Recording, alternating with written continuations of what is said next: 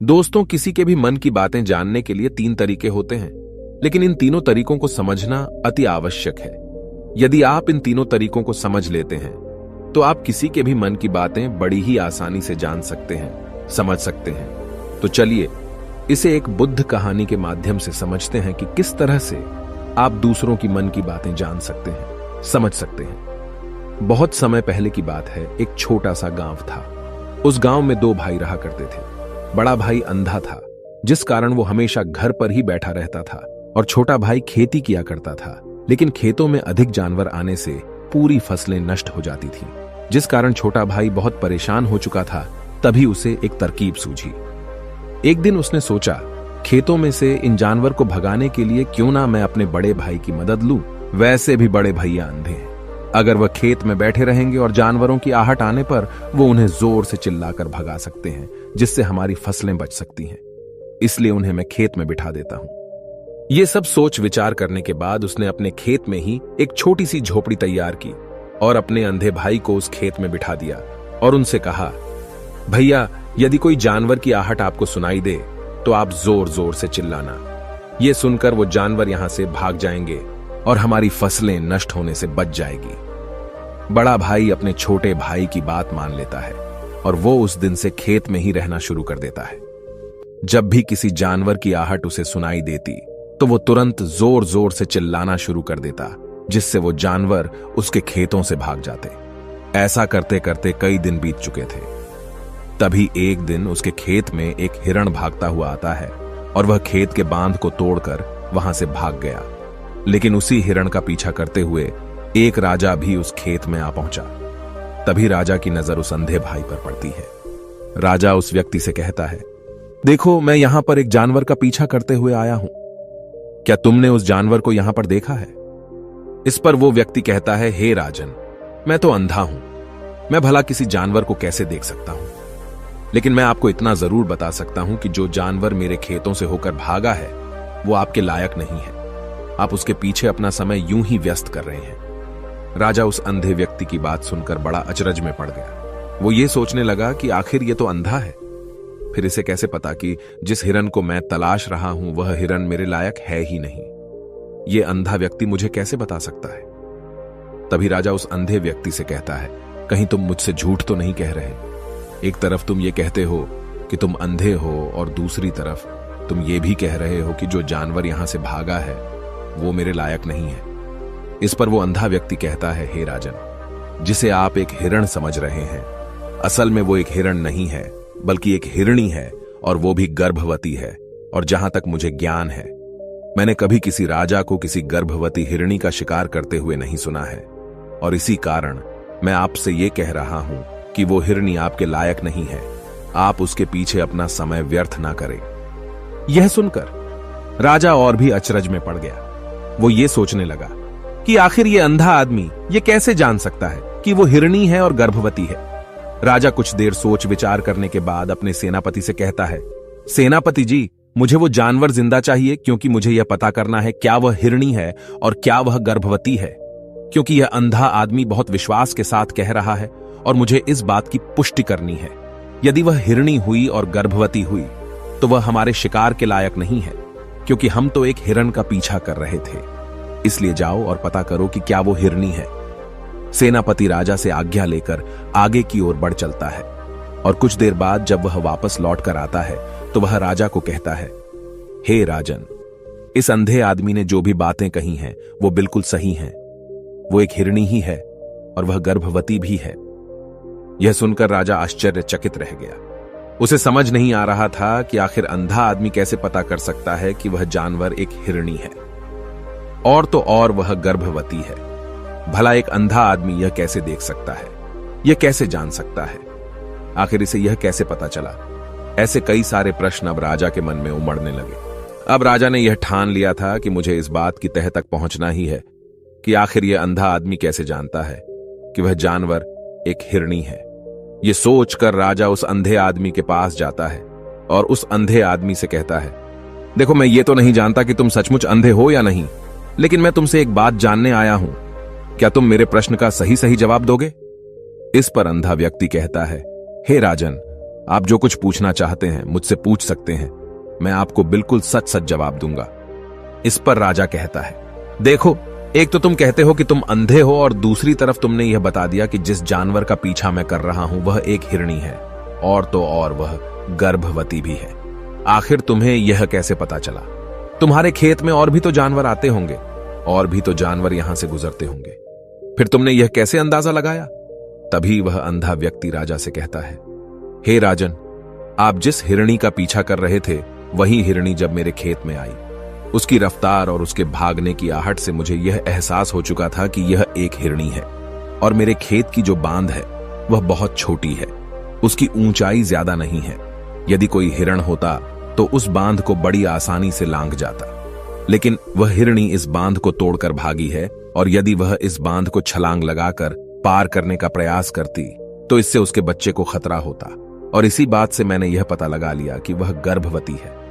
इस कारण वह ज्यादा ऊंची छलांग न लगाकर मेरे खेत की बांध को तोड़ते हुए भाग गई। इस पर राजा के मन में एक और प्रश्न उठा।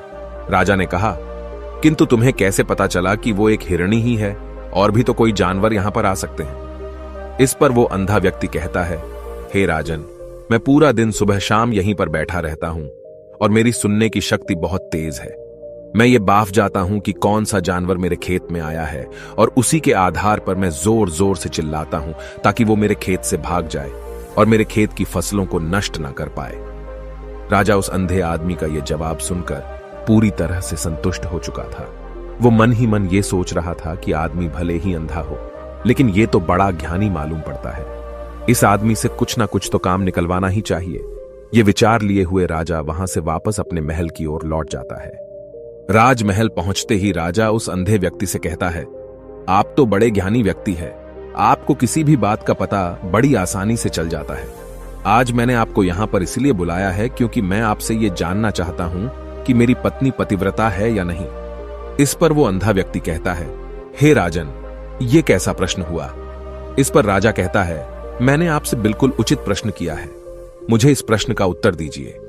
इस पर वो अंधा व्यक्ति कहता है, हे राजन, ये सारी बातें जाने दीजिए। आपकी शादी को इतने साल बीत चुके हैं, और अब आप ये बात क्यों जानना चाहते हैं? आपके मन में ऐसे प्रश्न क्यों उठ रहे हैं? इस पर राजा जिद करते हुए कहता है, देखिए, आपको मुझे इस प्रश्न का उत्तर तो देना ही होगा। यदि आप मुझे इस प्रश्न का उत्तर नहीं देंगे तो मैं आपको मृत्युदंड दे दूंगा। राजा के मुख से यह बात सुनकर वो अंधा व्यक्ति कहता है, हे राजन, यदि आप इस प्रश्न का उत्तर चाहते हैं तो उसके लिए आपको मेरा एक काम करना होगा। राजा कहता है, बोलो, मुझे क्या काम करना होगा? इस पर व्यक्ति कहता है, इसके लिए आपकी पत्नी को मेरे साथ कमरे में अकेले छोड़ना होगा। उस अंधे व्यक्ति की यह बात सुनकर राजा पहले तो क्रोधित हो जाता है, लेकिन फिर कुछ सोच विचार करने के बाद वह उस व्यक्ति की बात मान लेता है और अपने सेनापति को आदेश देता है, सेनापति जी, इस व्यक्ति को और मेरी पत्नी को एक कमरे में कुछ देर के लिए अकेला छोड़ दे। सेनापति बिल्कुल वैसा ही करता है। अब राजा की पत्नी और अंधा आदमी एक कमरे में बंद हो चुके होते हैं। तभी वो अंधा आदमी राजा की पत्नी से कहता है, मुझे आपको छूना है। इस बात पर रानी अत्यधिक क्रोधित हो जाती है और उस अंधे आदमी को वो पकड़ पकड़ कर पीटने लगती है, कभी हाथों से तो कभी लातों से तो कभी पटक पटक कर। इस तरह से उन्होंने उस अंधे आदमी की खूब पिटाई की। उसके बाद किसी तरह से वह अंधा आदमी अपनी जान बचाकर वहां से भाग निकलता है और वह राजा के पास पहुंचता है और वह राजा से कहता है, हे राजन, आपकी पत्नी पतिव्रता नहीं है। यह बात सुनकर राजा अत्यधिक क्रोधित हो उठता है और राजा अपनी तलवार निकालकर सीधा अपनी पत्नी की ओर जाता है और क्रोधित होकर वह अपनी रानी से कहता है, रानी जी, आज मैं जो भी सवाल आपसे करने वाला हूं उसका मुझे सच सच जवाब दीजिएगा, और यदि आपने एक शब्द भी झूठ कहा तो मैं आपका अभी के अभी सर धड़ से अलग कर दूंगा। तभी आगे वह राजा कहता है, मुझे बताइए, क्या आप पतिव्रता हैं या नहीं? इस पर रानी कहती है, हे राजन, आप भले ही मुझे जान से मरवा दीजिए, लेकिन मैं पतिव्रता नहीं हूं। राजा यह बात सुनकर बहुत खुश हुआ, क्योंकि उस अंधे आदमी ने जो भी कहा था वह बिल्कुल सच था। यह बात सुनकर तुरंत ही राजा उस आदमी के पास पहुंचता है और आकर उस अंधे आदमी से कहता है, तुम्हें कैसे पता चला कि मेरी पत्नी पतिव्रता नहीं है? इस पर वह अंधा आदमी कहता है, हे राजन, बड़ी सीधी सी बात है। मैंने तो आपकी पत्नी से बस इतना ही कहा था कि मुझे आपको छूना है, और इस बात पर वह इतना क्रोधित हो उठी कि उन्होंने गुस्से में आकर मुझे लात घूंसों से पीटना शुरू कर दिया। और भला कोई औरत किसी और मर्द को कैसे छू सकती है? लेकिन उन्होंने न आव देखा न ताव, बस लात घूंसे मुझ पर बरसाने शुरू कर दिए। वह भी तो एक छूना ही हुआ, और एक पतिव्रता नारी कभी भी पराये मर्द को नहीं छूती। जब मैंने उसे छूने के लिए कहा था तो वह उस वक्त मुझे मना कर सकती थी, लेकिन उन्होंने तो मुझे पीटना शुरू कर दिया और देखते ही देखते उन्होंने मेरे पूरे शरीर को छू लिया। अब आप ही बताइए, ऐसी स्त्री भला पतिव्रता कैसे हो सकती है? इस पर राजा कहता है, तुम तो बड़े ज्ञानी मालूम पड़ते हो। अच्छा ठीक है, चलो तुम मेरे एक प्रश्न का और जवाब दो। यदि तुमने मुझे इस प्रश्न का सही सही जवाब दे दिया तो मैं तुम्हें यहां से जाने दूंगा। आगे राजा उस अंधे आदमी से कहता है कि तुम मुझे यह बताओ, क्या मैं सच में अपने पिताजी का ही बेटा हूं या फिर किसी और का? इस पर वह अंधा भी कहता है, हे राजन, इस बात से आपका क्या लेना देना? आप किसी की भी औलाद हो, आखिर आप हैं तो इस राज्य के राजा, इसलिए इस प्रश्न को जाने दीजिए। लेकिन राजा कहता है, नहीं नहीं, मुझे इस प्रश्न का सही सही जवाब चाहिए, अन्यथा यह प्रश्न मुझे हमेशा परेशान करता रहेगा। इसलिए मैं इसका सही सही जवाब जानना चाहता हूं। यदि तुम इसका सही सही जवाब दे देते हो तो तुम यहां से जा सकते हो, मैं तुम्हें नहीं रोकूंगा। इस पर वह अंधा आदमी कहता है, हे राजन, इसके लिए तो मुझे आपके मां के पास भी जाने की कोई आवश्यकता नहीं है। मैं आपको अभी अभी यह बता सकता हूं कि आप किसकी औलाद हैं, लेकिन उससे पहले मैं चाहता हूं कि आप मुझसे एक वादा करें कि आप मुझ पर क्रोध नहीं करेंगे। राजन ने कहा, मैं तुमसे वादा करता हूं, मैं तुम पर क्रोध नहीं करूंगा। इसके बाद वह अंधा आदमी राजा से कहता है, हे राजन, आप है तो अपने ही पिता के पुत्र, लेकिन आप पर एक कंजूस सेठ की छाया पड़ी हुई है। यह सुन राजा बहुत क्रोधित हो उठा और वह तुरंत तलवार निकालकर अपनी मां के पास जा पहुंचा। वह वहां पर पहुंचने के बाद अपनी मां से कहता है, मां, मुझे सच सच बताइए, क्या मैं अपने ही पिता का पुत्र हूं या नहीं? यदि आपने मुझे सही सही नहीं बताया तो वह यहीं पर अपने प्राण त्याग दूंगा। मुझे बताओ क्या सच है? इस पर उस राजा की मां कहती है, बेटा, तू है तो अपने ही पिता का पुत्र, लेकिन तुम्हारे ऊपर एक कंजूस सेठ की छाया पड़ी हुई है। जब मैं एक बार नहाने के बाद अपना मुंह आईने में देख रही थी, तभी उस कांच के पीछे मुझे एक कंजूस सेठ नजर आता है और उसी की छाया तुम पर पड़ चुकी है। यह सुन राजा बहुत खुश हो जाता है और वह तुरंत दौड़ा दौड़ा वापस उस अंधे आदमी के पास पहुंचता है और उस अंधे आदमी से कहता है, तुम्हें यह कैसे पता चला कि मुझ पर एक कंजूस सेठ की छाया पड़ी हुई है? इस पर वह आदमी कहता है, हे राजन, आपने मुझसे कई सारे सवाल पूछे जिनका जवाब मैंने आपको सही सही दिया है। यदि कोई और राजा होता तो मुझे इसके बदले में ढेरों सारे इनाम मिल चुके होते, लेकिन अब तक आपने एक फूटी कौड़ी तक नहीं दी है। इस बात से ही मैंने अंदाजा लगा लिया था कि आप बहुत कंजूस हो। यह बात सुनकर राजा जोर जोर से हंसने लगा और कहता है कि आप जो भी मांगेंगे वह मैं आपको अवश्य दूंगा, लेकिन मुझे यह बताओ कि तुम्हें कैसे पता चल जाता है कि कौन सी बात सही है और कौन सी गलत?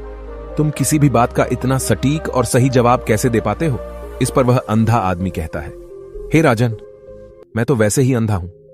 यदि मेरी आंखें होती तो मैं किसी की भी मन की बातें बड़ी सरलता से जान लेता। मन की एक भाषा होती है और यह भाषा मनुष्य के शरीर के व्यवहार के रूप में देखी जा सकती है। उसकी आंखों से, उसके होठों से, उसके काम करने के तरीके से, उसकी क्रियाओं से पता किया जा सकता है कि उसके मन में क्या चल रहा है। उसके आधार पर हम किसी के भी मन की बातें जान सकते हैं।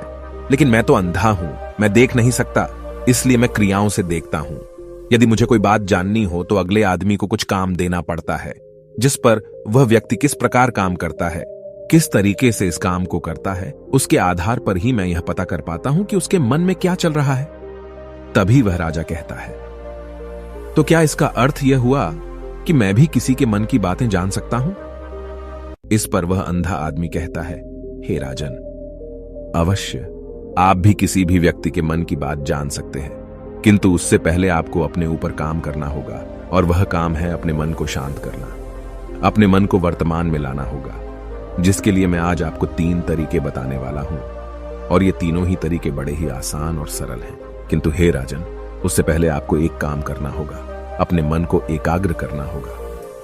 जब हम अपने मन को एकाग्र करते हैं, अपने मन को वर्तमान में लाते हैं, तो हम दूसरे के मन की बात जान सकते हैं, क्योंकि वह आदमी अभी भी अपने मन में वर्तमान में ही सोच रहा है, और हमें भी मन को वर्तमान में ही लाना होगा। तभी हम उसके मन की बातें जान सकते हैं। यदि हम अतीत में हुई घटनाओं के बारे में सोच रहे हैं तो वह जो अगला आदमी वर्तमान में सोच रहा है, वर्तमान में अपने मन में बात कर रहा है, वह हम कैसे जान पाएंगे? क्योंकि हम तो अतीत की घटनाओं में डूबे हुए हैं। इसलिए किसी के भी मन की बात जानने के लिए सबसे पहले हमें हमारे मन को एकाग्र करना होगा, उसे वर्तमान में लाना होगा। आगे वह व्यक्ति राजा से कहता है, हे राजन, जो 3 तरीके मैं आपको बताने वाला हूं, इन 3 तरीकों से बड़ी आसानी से किसी के भी मन की बातें जान सकते हैं। उसके बाद वह अंधा आदमी राजा से कहता है, हे राजन, जो सबसे पहला तरीका है वह है आंखों पर ध्यान देना। किसी व्यक्ति से बात करते वक्त उसकी आंखों में देखना, उसकी आंखों पर ध्यान देना जो सबसे ज्यादा जरूरी है, क्योंकि आंखें बोलती नहीं पर बहुत कुछ कह जाती हैं। यदि हम किसी व्यक्ति की आंखों के इशारों को समझना सीख जाएं, हम यह जान पाएंगे कि व्यक्ति के दिमाग में क्या चल रहा है, वह क्या सोच रहा है और अभी वह क्या करने वाला है। मेरे पास आंखें नहीं हैं, लेकिन मैंने अपने गुरु से यह विद्या सीखी है, क्योंकि बहुत सालों पहले मेरे पास आंखें थीं और मैं उस वक्त लोगों के मन की बातें केवल उनकी आंखों से ही जान लेता था। इसलिए यदि आप भी दूसरों की मन की बातें जानना चाहते हैं तो आपको भी उनकी आंखों पर गौर करना चाहिए, जैसे कि उनका आकार कैसा है, वह कब, कहां और किधर देख रहे हैं। यदि उसकी आंखें यहां वहां घूम रही हैं, जब आप उससे बातें कर रहे हैं तो वहां वह इधर उधर मोड़ रहा है, कभी ऊपर तो कभी नीचे या कभी आसपास, या फिर उसकी आंखें खुश नजर आ रही हैं या फिर आंखें निराश नजर आ रही हैं, जैसे कि चोर होता है। उसकी आंखों में जब हम देखते हैं तो हमें यह पता चलता है कि अगले आदमी ने कोई गलती की है। ठीक उसी प्रकार जब हम किसी चालाक व्यक्ति की आंखों में देखते हैं तो आपको पता चलेगा कि उसकी आंखों में एक भाषा होती है, एक बहुत ही सीधा और आसान तरीका होता है। यदि आपको यह पता लगाना है कि सामने वाला व्यक्ति आपसे झूठ कह रहा है या फिर सही, तो आपको उसकी आंखों पर ध्यान देना अति आवश्यक है। यदि आपसे बात करते वक्त वह व्यक्ति अपनी आंखें यहां वहां घुमा रहा है, ऊपर नीचे, इधर उधर, दाएं बाएं, हर जगह देख रहा है, तो इसका अर्थ यह हुआ कि वह उस बात से निकलने का कोई रास्ता ढूंढ रहा है, वह कोई झूठ बना रहा है। यदि सामने वाला व्यक्ति आपसे कुछ झूठ कहने का प्रयास कर रहा है तो वह आपसे नजर नहीं मिलाएगा। वह यहां वहां देखेगा, ऊपर नीचे देखेगा, लेकिन वह आपकी आंखों में आंखें डालकर कभी नहीं देख पाएगा, क्योंकि उसे डर है कि यदि उसने आपकी आंखों में आंखें डालकर देखी तो उसका झूठ पकड़ा जाएगा और लोगों को सच्चाई का पता चल जाएगा। और इसी प्रकार कुछ और भी भाषाएं होती हैं। जब आप किसी की आंखों में आंखें डालकर यह देखना शुरू कर देंगे कि उसके हाव भाव क्या है, ठीक उसी प्रकार चेहरे के हाव भाव होते हैं, जिससे हम मन की बातें बड़ी आसानी से समझ सकते हैं और इन्हें भी समझना बहुत जरूरी है। कभी कभी कोई व्यक्ति अपने चेहरे से जैसे आंख, होंठ और बहुत से कुछ अलग अलग व्यवहार करता है। यदि आप किसी व्यक्ति के चेहरे में गौर करेंगे तो आप आसानी से समझ पाएंगे कि वह व्यक्ति निराश है, जब व्यक्ति बहुत उदास है, या फिर वह बहुत खुश है, या फिर उसे कोई बहुत बड़ा दुख है। वह अपने अंदर क्या महसूस कर रहा है, ये सारी बातें हम उसके चेहरे के हाव भाव से पता कर सकते हैं। फिर चाहे इंसान जुबान से कुछ बोले या ना बोले, लेकिन आप उसके चेहरे से सब कुछ पता कर सकते हैं। आगे व्यक्ति राजा से तीसरा तरीका बताते हुए कहता है, हे राजन, इसी प्रकार तीसरी भाषा भी है, अर्थात तीसरा तरीका भी है, और वह है हाथों के इशारे और शरीर का व्यवहार। मन की बात समझने के लिए हमें हाथ के इशारे और शरीर के व्यवहार को समझना बहुत आवश्यक है। कोई व्यक्ति जब बात करता है तो आपने देखा होगा कि वो अपने हाथों को हिलाता रहता है, अपने हाथों से इशारा करता रहता है। बातों के साथ साथ अपना शरीर का जो व्यवहार है, अर्थात बॉडी लैंग्वेज, उसका भी पूरा उपयोग करता है, जिससे हमें यह पता चल पाता है कि वह व्यक्ति हमारी बातों पर कितना ध्यान दे रहा है और उसके मन में क्या चल रहा है। शरीर के व्यवहार को देखने के लिए उसके हाथ मटकाने, शरीर मटकाने और चेहरे पर बार बार हाथ लाने, हाथों का एक दूसरे से मसलना, ऐसी बहुत सी क्रियाएं होती हैं, उस पर हमें ध्यान देना अति आवश्यक है। मन की बात को समझने के लिए हमें शरीर के व्यवहार को भी समझना पड़ता है। यदि हम इन 3 तरीकों को सही तरीके से ध्यान देकर इन 3 तरीकों को अच्छे से समझ लेते हैं तो हम बहुत जल्दी किसी भी व्यक्ति के मन की बातें बड़ी सरलता और सहजता से जान सकते हैं। इसलिए यदि आपको किसी के मन की बातें जानी हैं तो आपको उसकी आंखों पर, उसके चेहरे पर, उसके शरीर के हाव भाव को और उसके हाथों को ध्यानपूर्वक देखना और समझना होगा, जिससे आप यह समझ पाएंगे कि आखिरकार उसके मन में क्या चल रहा है और वह क्या सोच रहा है। लेकिन उनसे पहले आपको अपने मन को एकाग्र करना होगा, शांत करना होगा और अपने मन को वर्तमान में लाना होगा। तभी आप उस व्यक्ति की इन सभी क्रियाओं पर ध्यान दे पाएंगे, उन्हें समझ पाएंगे। अन्यथा आप यदि अतीत की घटनाओं में व्यस्त हैं, भविष्य की योजनाओं में व्यस्त हैं, तो आप उस व्यक्ति के हाव भाव पर कभी ध्यान ही नहीं पाएंगे और न ही आप कभी यह समझ पाएंगे कि आखिर उस व्यक्ति के मन में क्या चल रहा है, वह क्या सोच रहा है। आपने देखा होगा कि ऐसे कई बड़े संत महात्मा हैं जो बड़ी ही शांति से आपको देखते हैं और आपको देखकर ही ये बता देते हैं कि आपके मन में क्या चल रहा है, आप उनसे क्या जानने आए हैं। और इसका सबसे बड़ा प्रमुख कारण यही है कि वह आपको पढ़ सकते हैं, आपको समझ सकते हैं, आपकी मन की बातें जान सकते हैं, क्योंकि उनका मन एकाग्र है, शांत है और यही कारण है कि वह आपके मन की बातें बड़ी सरलता से समझ जाते हैं। यदि आपने अब तक पूरी कहानी को सुना है तो मैं आपसे एक छोटा सा अनुरोध करना चाहता हूं। कृपया इस चैनल को सब्सक्राइब करें ताकि मैं आपके लिए और भी ऐसी ही ज्ञान से भरपूर कहानियां लेकर आ सकूं। नमो बुद्धाय। मिलते हैं एक नई कहानी के साथ अगली वीडियो में।